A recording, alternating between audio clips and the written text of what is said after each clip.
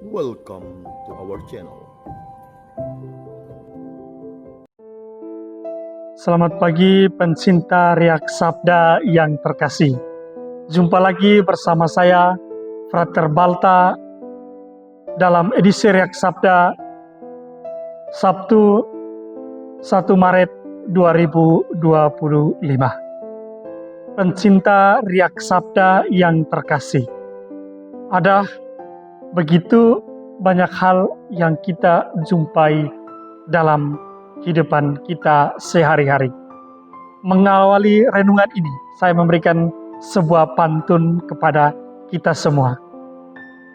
Mancing ikan di sungai Kapuas, ikannya dimasak tempoyak. Dalam nama Bapa dan Putra dan Roh Kudus. Semoga Tuhan memberikan kita hati yang selalu baik. Pencinta Riak Sabda yang terkasih, ada 4 poin yang saya renungkan dalam 2 bacaan pada hari ini. Pertama, mengenai kerendahan hati. Hal ini terlihat dalam kitab Sirak bahwa penulis ingin mengingatkan kembali kepada kita mengenai penciptaan bumi dan juga manusia.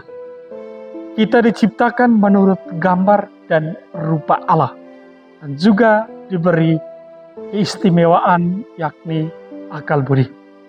Karena itu Tuhan meminta supaya kita terus memuji dan mewartakan karyanya. Karena itu sebagai manusia perlu pembaharuan diri. Dengan kerendahan hati kita perlu melakukan yang namanya pembaharuan diri. Pembaharuan diri membawa kita sampai yang namanya pertobatan. Karena itu dalam bacaan Injil, Yesus mengingatkan kita kembali bahwa hal kerajaan surga sama seperti seorang anak kecil. Artinya bahwa ada kerendahan hati, ada perubahan atau pembaharuan diri, dan juga ada pertobatan. Artinya bahwa Yesus memberikan analogi seperti seorang anak kecil, mengingatkan kita soal kerendahan hati. Sebagai orang yang percaya kepada Yesus, kepada Allah Tritunggal, tentu kita diajak untuk hidup dalam kerendahan hati. Dengan kerendahan hati, kita membuka diri kepada hal-hal yang lain. Kita membuka diri kepada pendapat atau terbuka terhadap kehadiran orang lain. Sebagaimana yang tergambar dalam bacaan Injil hari ini. Para murid melarang orang untuk membawa anak kecil kepadanya.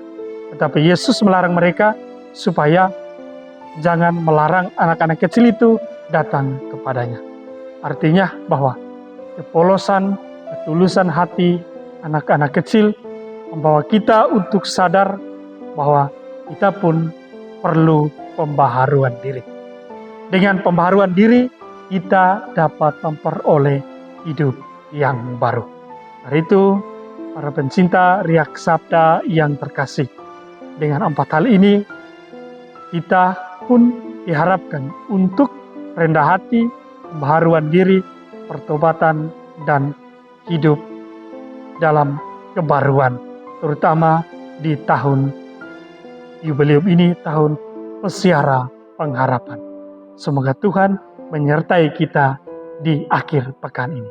Tuhan memberkati. Amin.